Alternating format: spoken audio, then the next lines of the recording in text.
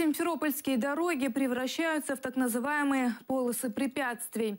Участились случаи ДТП, машины проваливаются в открытые люки и поврежденные ливневки. Водители сетуют, на дорогах Симферополя после морозов появились много выбоин. На улице Буденного Мерседес провалился в эти ямы. На проспект Победы. Я ехала по проспекту Победы, поворачивала на улицу Буденного. Передо мной ехало еще две машины. Две машины удачно проехали вот этот ливневый слив. А моя машина, когда мое переднее левое колесо наехало на слив, решетка провалилась.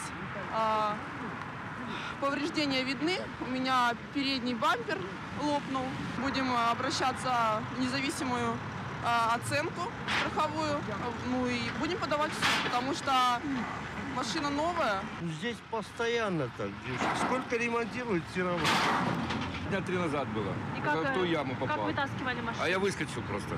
Попал и вылетел. И много машин здесь побывало, не знаете? Много. Говорят, около 20 штук. До этого было получше. Это сейчас уже разбили. Да что тут говорить? Дам, что тут говорить?